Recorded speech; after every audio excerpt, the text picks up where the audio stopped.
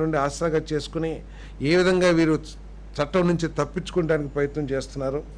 అదేవిధంగా ఆ చట్టం పరిధిలో కోర్టులు యొక్క పనితీరు గురించి కానివ్వండి, కోర్టులో ఈ కేసులో నడుస్తున్న తీరు కానివ్వండి, వీటన్నిటి గురించి కూడా మరి చాలా డీటెయిల్గా చర్చ జరిగిందని చెప్పేసి మనం చేస్తాను. ముఖ్యమంత్రి గారు చాలా స్పష్టంగా చెప్పారు, ఏదేమైనా సరే ఇటువంటి అన్ఎథికల్ ప్రొసీజర్స్ని ఈ ప్రభుత్వం ఎట్టి పరిస్థితుల్లో కూడా చూస్తూ ఉండదు.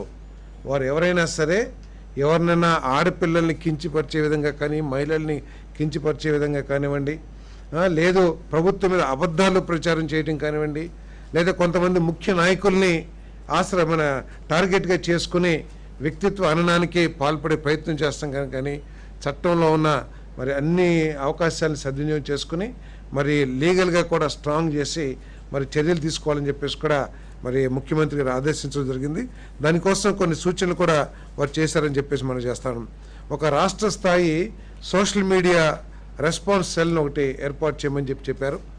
అదేవిధంగా సోషల్ మీడియా దుర్వినియోగం జరుగుతున్నట్లు ఆరోపణలు పరిష్కరించడానికి రాష్ట్ర స్థాయి టాస్క్ ఫోర్స్ కూడా ఏర్పాటు చేయమని చెప్పేసి చెప్పడం జరిగింది.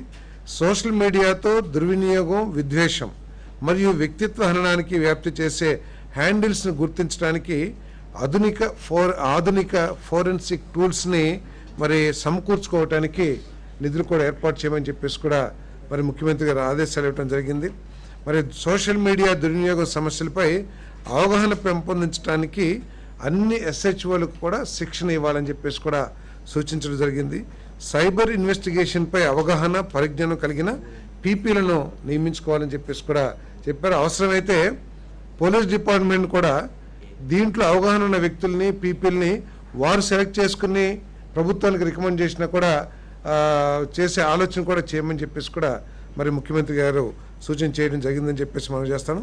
సోషల్ మీడియా దుర్వినియోగం సమస్యలు, వీటిని పరిష్కరించడానికి దేశంలో మరియు ప్రపంచంలోని వివిధ దేశాల్లో అమల్లో ఉన్న ఉత్తమ పద్ధతులు లేదా ఉన్న చట్టాలపై GOM ఇప్పుడు ఆల్రెడీ ఒక GOM ఉంది, దాంట్లో ఇది కూడా టర్మ్స్ ఆఫ్ రిఫరెన్స్లో చేర్చి దీని మీద కూడా స్టడీ చేయమని చెప్పేసి, అధ్యయనం చేయమని చెప్పేసి ఆదేశాలు ఇవ్వడం జరిగిందని చెప్పేసి మనం చేస్తాను.